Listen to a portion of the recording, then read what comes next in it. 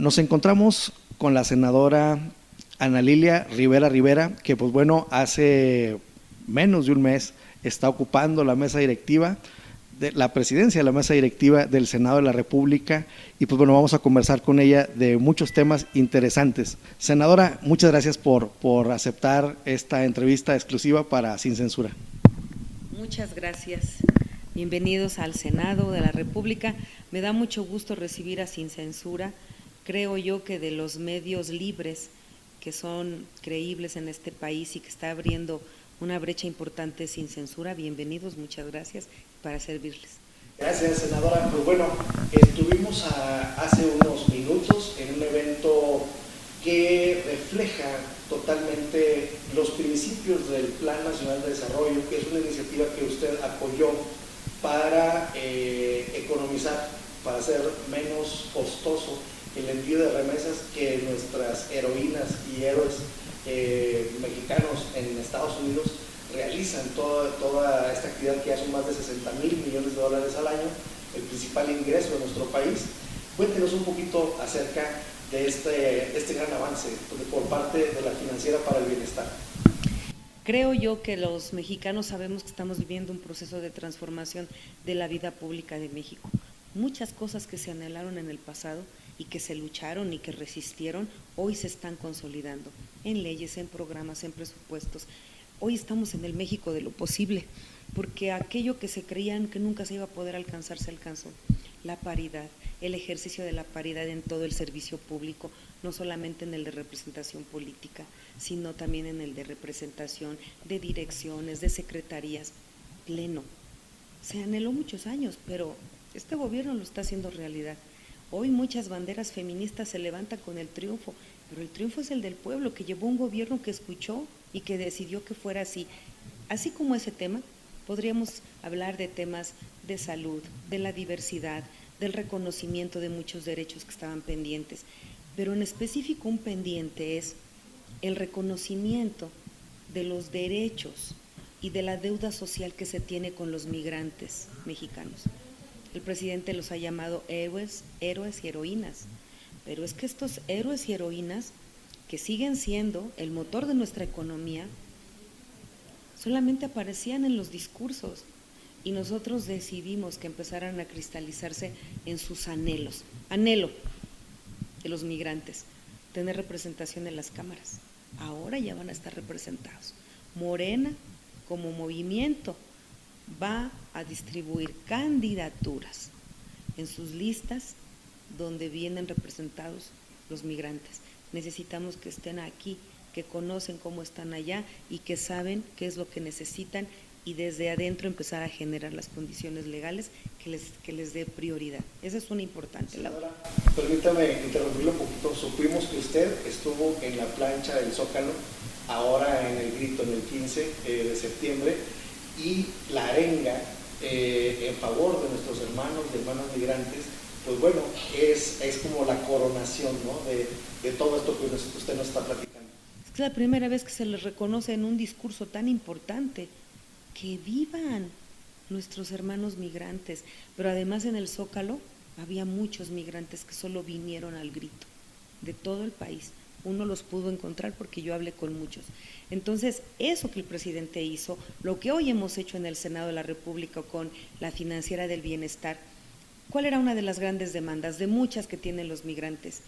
Que las remesas que mandan a México, producto de su trabajo y de su sacrificio, porque ellos no se van por gusto, se van por necesidad.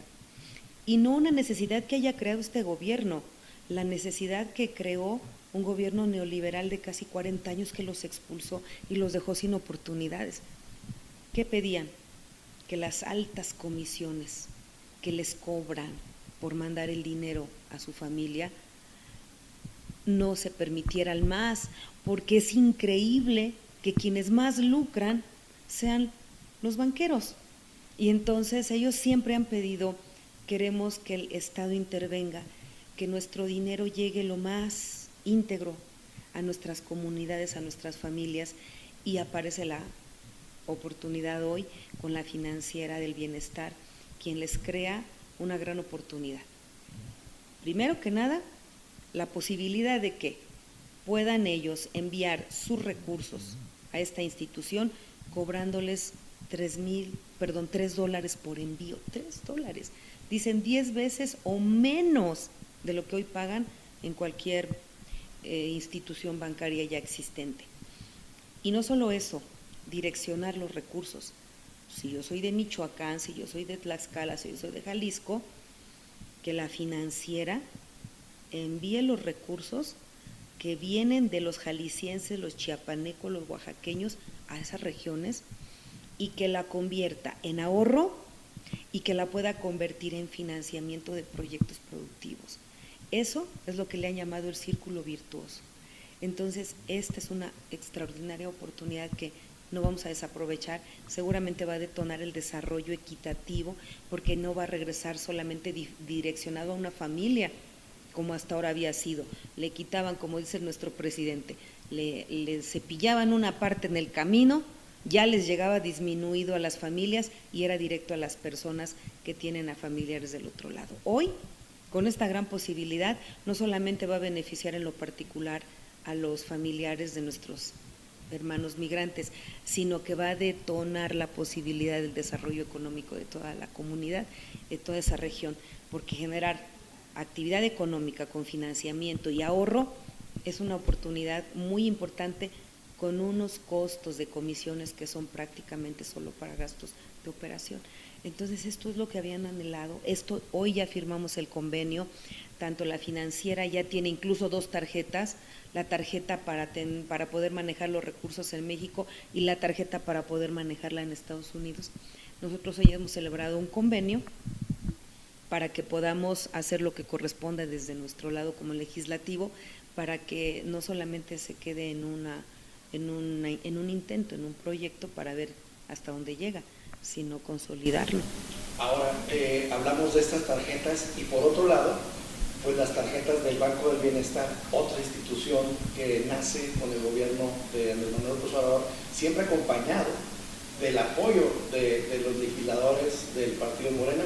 Hay una integración pues histórica, simplemente histórica, en donde personas que no tenían una cuenta bancaria, que eran discriminados, ahora todos están dentro del sistema financiero internacional.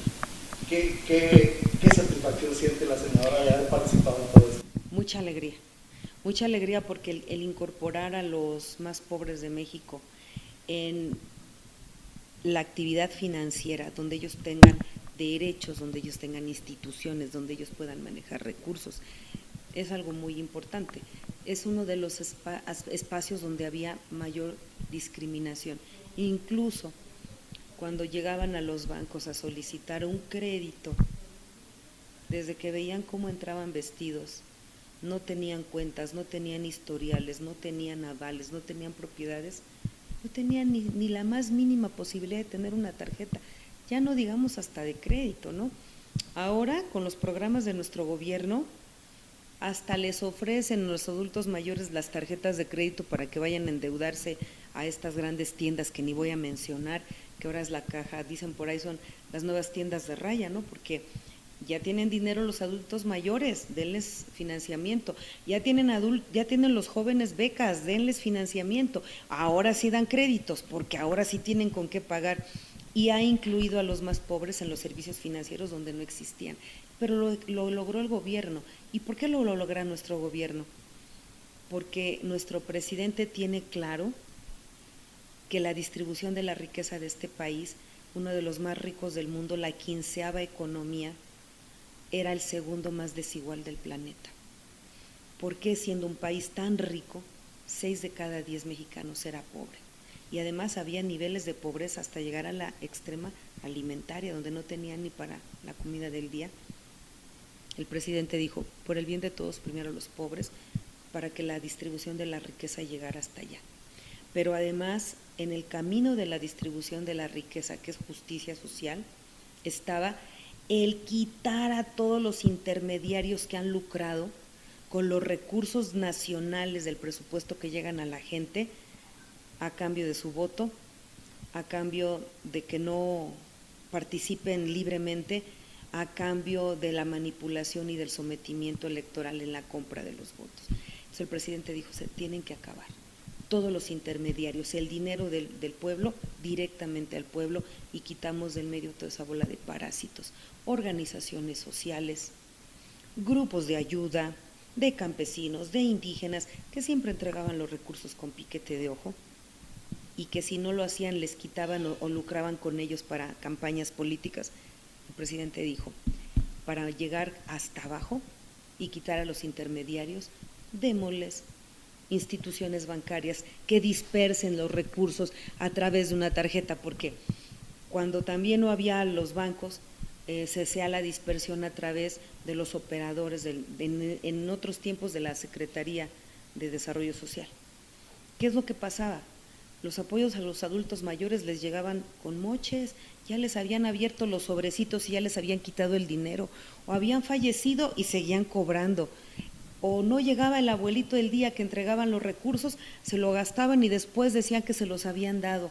Entonces el presidente dijo, nada, directo, pero para poder hacerlo directo tuvo que crear la institución, el Banco del Bienestar, y eso tuvo que pasar por nuestras manos, porque necesitábamos legalmente construirlo, un decreto para la creación, pero después la ley de ingresos para también facilitarle de dónde pudiera la Cámara de Diputados dar presupuesto, y después la infraestructura que el gobierno ejecutó a través de, sobre todo, ingenieros militares.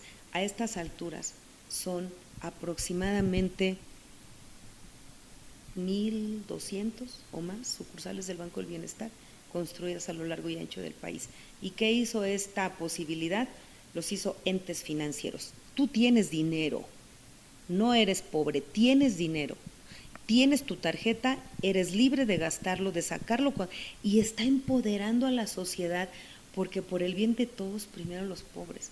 Oiga, ¿no? Senadora, es algo interesante lo que comenta, porque antes, precisamente para manipular políticamente a la gente, pues la tenían dándole migajas, y cuando venía la elección, pues le daban migajas, y por esas migajitas apoyaban a los productos. Ahora es al revés, el apoyo es universal, es para todos, es generoso, y apoyan al gobierno de Andrés Manuel López Obrador. Esa es una transformación. Eso es la democratización del pueblo, eso es la democratización, porque la gente antes era apática en la política, porque se sentía ajeno a la política es los políticos. ¿Yo qué gano ahí?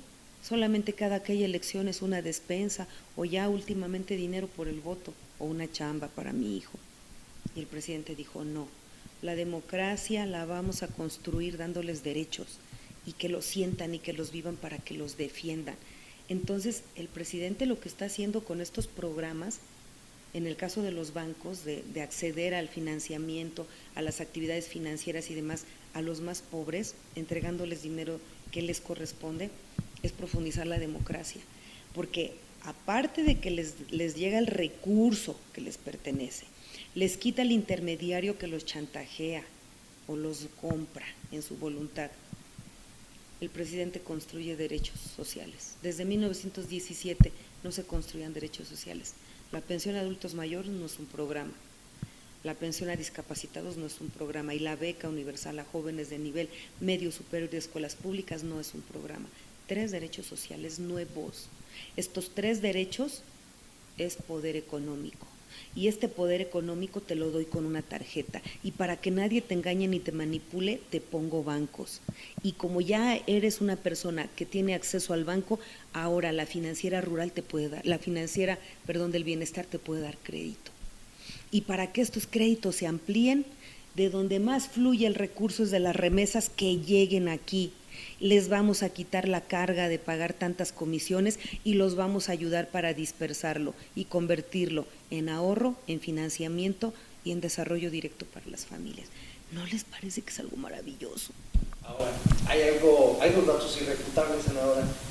Disminuye la pobreza en México y disminuye la inseguridad. Y todo esto es por aplicar las políticas del bienestar. ¿Cómo ha sido la historia en el Senado para llegar a estos dos resultados? La mayoría de los que estamos en el grupo parlamentario somos gente que viene del movimiento.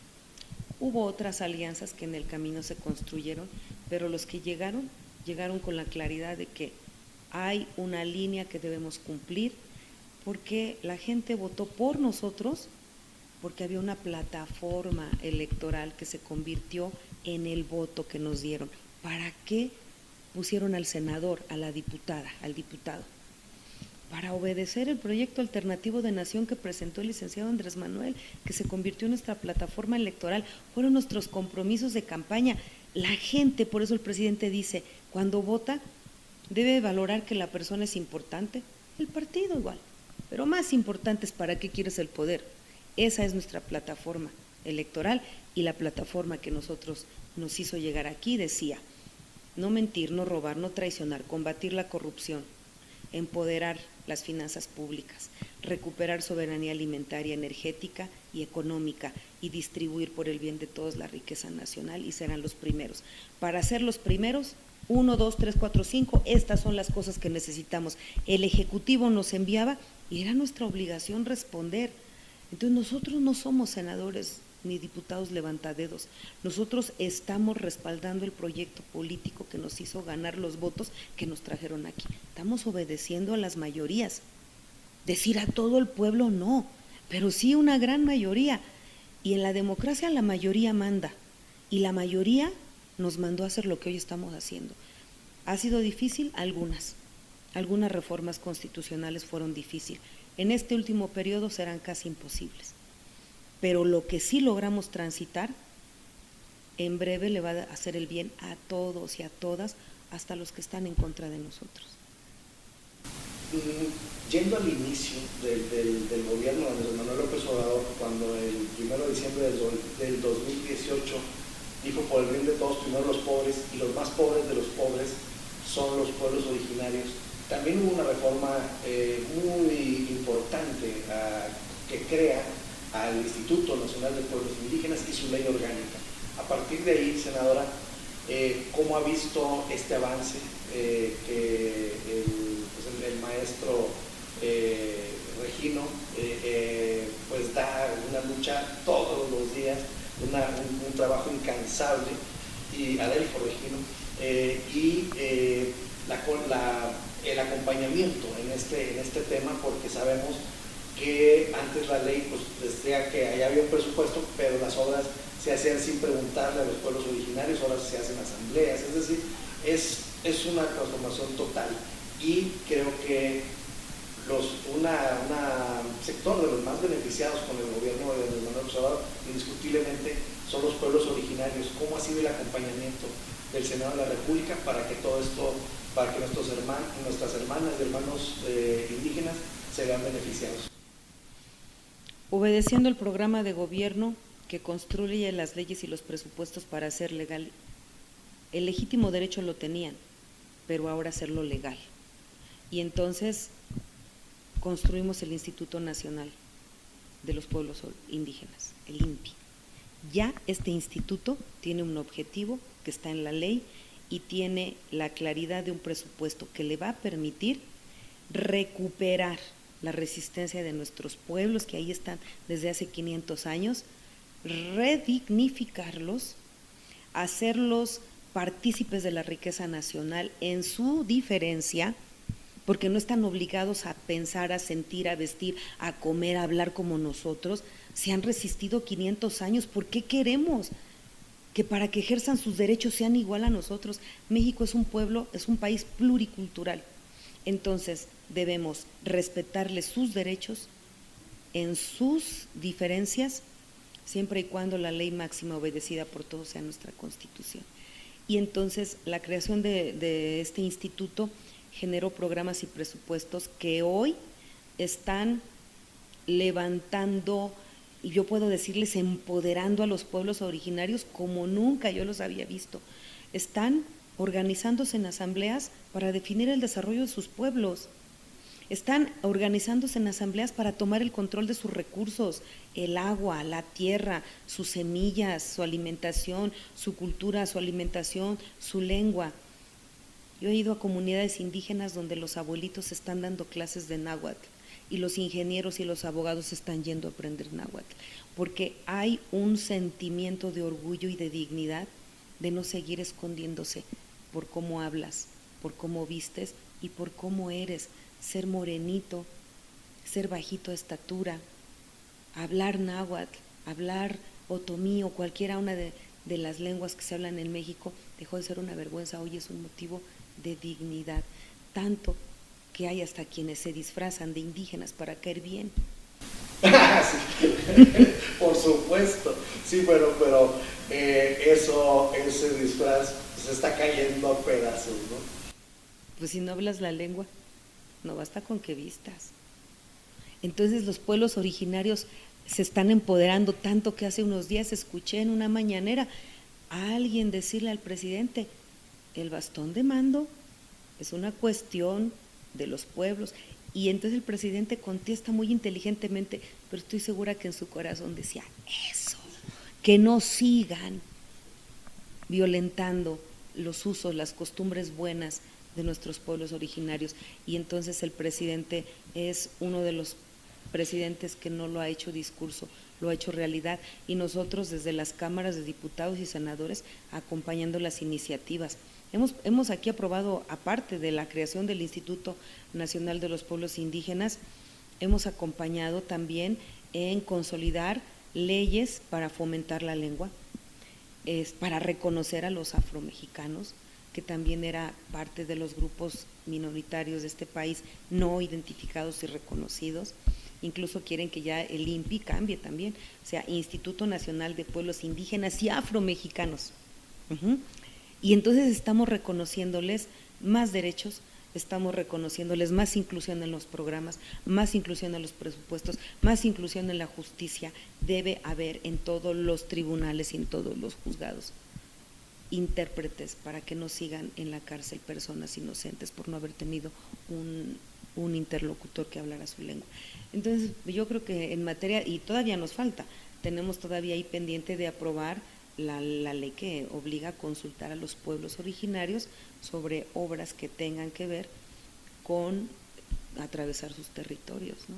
Sí, porque una de las cosas que ha respetado mucho el presidente es eso, la cosmovisión de los pueblos originarios. Incluso ha desviado ductos, ya ha desviado vías férreas, ya ha desviado, ha alterado, modificado a los proyectos para respetarle su cosmovisión, porque él sabe perfectamente. El presidente Andrés Manuel López Obrador, cuando tenía escasos 24 años, fue director del Instituto Nacional de Pueblos Indígenas en Tabasco, y ahí aprendió a trabajar, él lo dice, aprendió a trabajar por la gente, y sabe la importancia de la cosmovisión que tiene los pueblos originarios. Y senadora, este despertar de los pueblos indígenas, es incorrecto decir despertar. El empoderamiento. El empoderamiento, así es. Yo digo, si 500 años estuvieron oprimidos y lograron organizarse y lograron resistir y sobrevivir, ¿cómo vislumbra usted a los pueblos originarios ahora que tienen acceso al sistema financiero internacional, a derechos, que el internet está llegando para todos? Cuénteme, senadora, ¿cómo ha sido esta lucha titánica para que el internet llegue a todo el país? Porque bueno, ha habido muchos intentos hasta que el presidente dijo, bueno, vamos con la CFE a que instale antenas, pero de ahí para atrás hay una historia que contar. De discriminación. No tienes con qué pagar porque te lo voy a llevar. No tienes con qué pagar luz, no te pongo postes. No tienes con qué pagar el servicio de internet, pues no te lo pongo. Todo se ponía en las grandes ciudades, lo que garantizaba negocios. ¿Qué es la visión de nuestro presidente? Que el derecho a internet, el acceso a internet es un derecho humano, a la información, a la comunicación, y con la pandemia, a la salud, al desarrollo, a la educación, es fundamental. Y entonces hay presupuestos públicos para llevar el servicio, no el negocio, el servicio público a todas y todos, en un ánimo de justicia social. Eso es seguir empoderando a la sociedad. Hoy los pueblos originarios tendrán, porque lo tienen ya, este aparatito, y tendrán el acceso a información que va más allá de lo que puedan ver en la televisión. Eso abre conciencias Información es poder. Es un derecho, usted lo dice bien, ya el Internet, el presidente Andrés Manuel López Obrador lo ve como un derecho humano de cuarta generación, pero la pandemia nos hizo ver que había derechos de primera generación que no se cumplían en México. ¿Por qué? Porque había negocios que justamente aquí en el Senado estaban muy bien protegidos, en donde unos cuantos vendían las medicinas al país y había una prohibición para importar. Cuéntenos esta historia dramática en el marco de la emergencia sanitaria que fue el COVID-19. Bueno, cuando el presidente llega encuentra las instituciones agarradas de alfileres. Todas las instituciones públicas habían sido saqueadas y abandonadas, sobre todo lo que tenía que ver con derechos sociales a los que estaban próximos a convertir en grandes negocios. El caso de la educación y el caso de la salud. Pues lo primero y más grave que encuentra el presidente es que a través de la corrupción y de las influencias que se tiene, unos cuantos empresarios se hicieron de contratos de intermediación para la compra de medicamentos. Entonces, los productores de medicamentos tenían que firmar contratos con estas comercializadoras que sin invertir un solo peso por las relaciones políticas que tenían, eran las únicas a las que el sector público les compraba medicinas. Entonces, obligaban a los productores. 100 mil millones de pesos. Obligaban a estas empresas a celebrar contratos de exclusividad de venta de sus productos a los intermediarios. Era la única manera de que el productor vendiera, si no, no vendía. Entonces, esta mafia, que aumentaba hasta en un 600% los precios de las medicinas, se hizo de grandes negocios. Pero, ¿qué pasaba si llegaba la competencia de afuera? Pues cerraron la puerta. Para eso tenían senadores y diputados a los que les habían pagado campañas. Yo te di dinero para ganar, ahora legislas para prohibir en la Constitución que el gobierno federal tenga facultades para compras de medicamentos en el extranjero. Llega el presidente al gobierno, encuentra estas mafias, intenta limpiarlas, esconden todo el medicamento, por ejemplo, contra el cáncer, y empieza a haber desabasto. El presidente, en el afán de abastecer, dice, bueno, pues si aquí no le puedo comprar a las empresas nacionales porque tienen contratos hasta por 20, 25 años con intermediarios, vamos a buscar fuera. Pues no puedes, dijo Adquisiciones, porque aquí está la Constitución, ahí está prohibido. O sea, los neoliberales fueron tan viles que para asegurar sus negocios no les importaba que se muriera la gente. Entonces cerraron el camino a la competencia que pudiera venir fuera de México. Luego llega el COVID y pues viene una situación de salud pública grave. Había habido muchas resistencias para modificar la Constitución y garantizarle al gobierno mexicano la compra de medicamentos en el extranjero. Y como es una reforma constitucional, pues teníamos que buscar mayorías calificadas, no había voluntades. Llega la enfermedad, la pandemia, y empiezan a morirse también los de otros grupos parlamentarios, y entonces dijeron, bueno, mejor sí. Y entonces avanzaron con nosotros a la reforma constitucional que le permitió a nuestro gobierno poder comprar medicamentos en el extranjero. Pero ese es uno de los pasos, ¿eh? Hay muchas cosas que quizá podamos platicar de cada reforma, derogación y leyes que hemos aprobado con este gobierno. Han sido más de 50 reformas a la Constitución, nada más.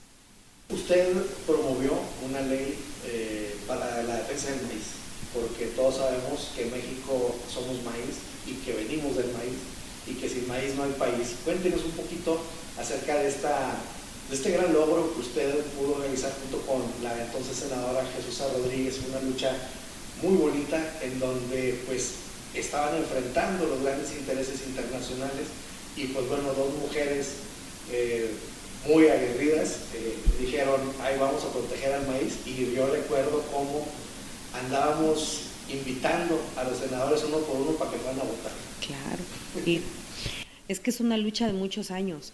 Desde la firma del Tratado de Libre Comercio, la primera, se negoció la entrega de la soberanía alimentaria de México, sobre todo a Estados Unidos.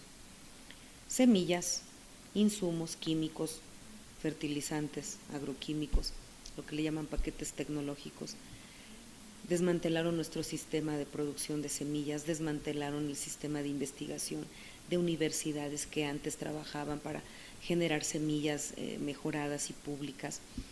Acabaron con la entrega de tecnología, desaparecieron el Ban Rural, quitaron la CONASUPO, empezaron a privatizar la energía porque empezamos a comprar grandes cantidades de diésel, sobre todo, que es el que más se ocupa en el campo, los fertilizantes los empezamos a importar, bueno, un desmantelamiento brutal, y surge desde principios después de la firma del Tratado de Libre Comercio, hace 35 años surge el movimiento o la campaña nacional Sin Maíz no hay país, porque ya veíamos a estos grandes monopolios transnacionales agroalimentarios buscar el control comercial del maíz. El maíz, junto con el oro y el petróleo, son los principales indicadores de la Bolsa de Valores en Chicago. El maíz es la semilla más sembrada en el planeta, pero el maíz es una planta nativa, mexicana, de Mesoamérica, pero vamos a hablar de México, que ha evolucionado 10,000 años y le pertenece a los campesinos y a los pueblos indígenas. Eso no lo podían permitir los neoliberales, ellos la querían para ellos, porque después descubrieron que podían sacar bioinsumos, el etanol, pero además sacan del híbrido el jarabe de alta fructosa, que es el endulcorante con el que hoy nos están enfermando de diabetes mellitus, en el pan empaquetado, en los refrescos. Pues un negociazo el maíz para empresas farmacéuticas, forrajeras, y bueno, ellos lo querían bajo su control y nosotros percibimos que era lo que querían.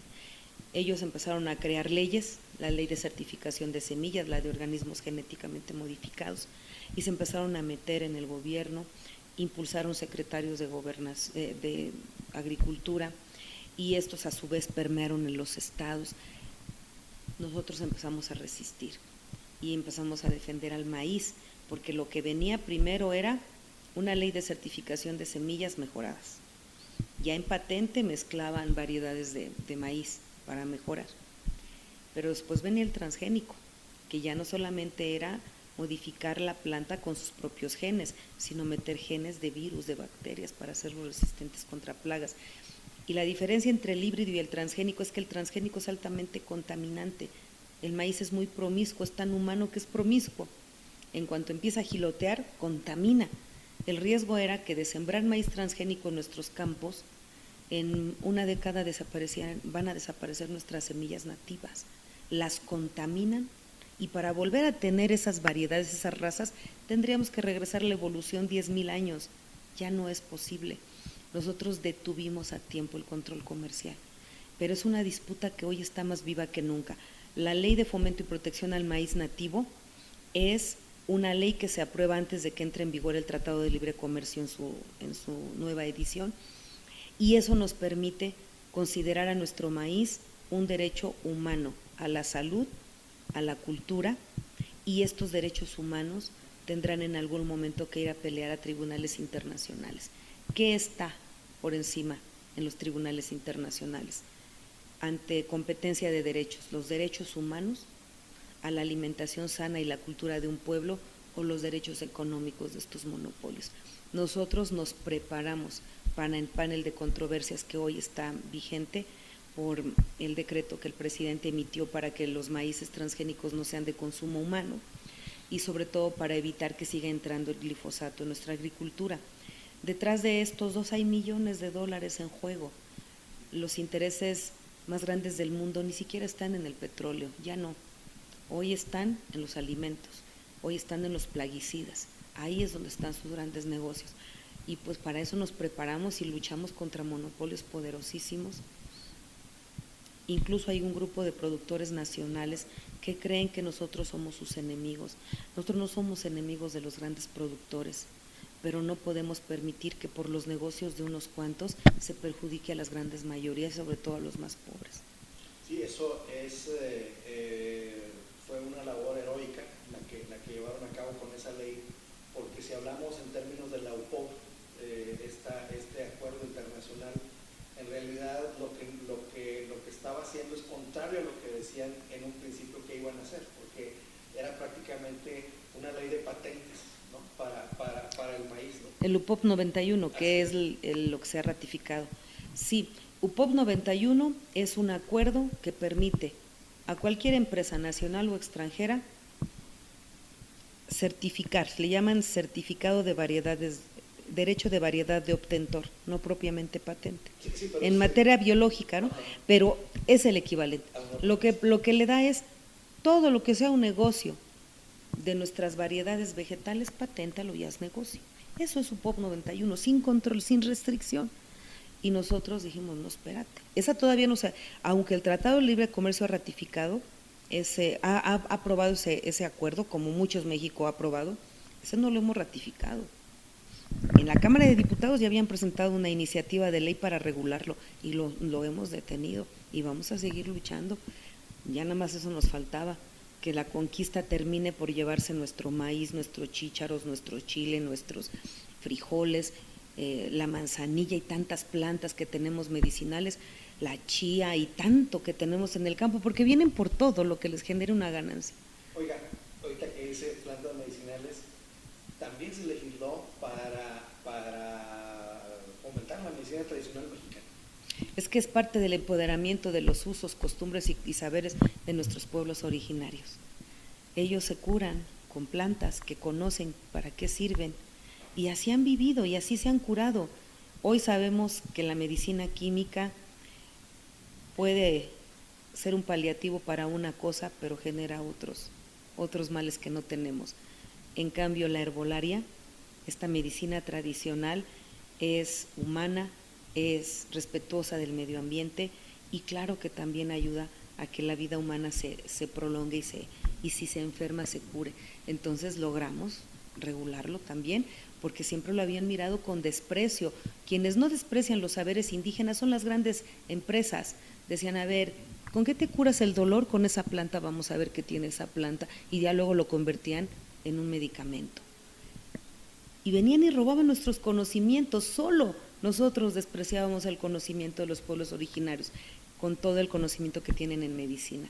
Y hoy ya lo hemos regulado, como muchas otras cosas, para evitar que se plagien el conocimiento, la artesanía y toda la riqueza de nuestros pueblos. Senadora, ya para concluir esta entrevista tan generosa que le agradecemos muchísimo, cuéntenos como recién llegada a la presidencia de la mesa directiva del Senado en el último año de gobierno de Andrés Manuel López Obrador, ¿qué viene en este año? Pues es un año complejo, es el último de la legislatura, pero también es el año de la confrontación por la disputa del poder en el 2024. Vamos a ver un Senado cada vez más polarizado, conforme vaya avanzando el proceso electoral, también donde menos acuerdos vamos a lograr, sobre todo en materia de votaciones calificadas, constitucionales o acuerdos para algunos nombramientos.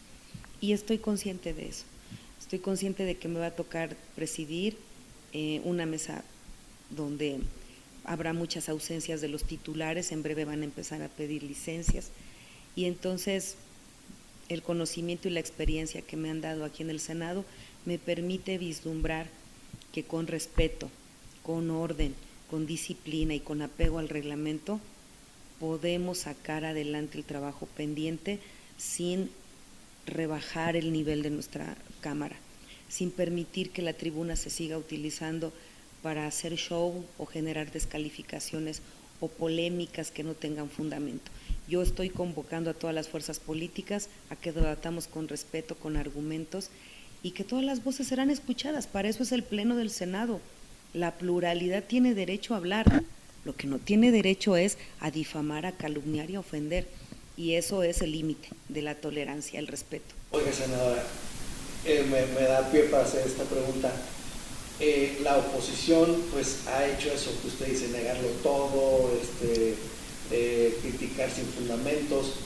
A la luz de los resultados electorales no les ha resultado esta crítica vacía que hacen, por llamarla de una manera elegante.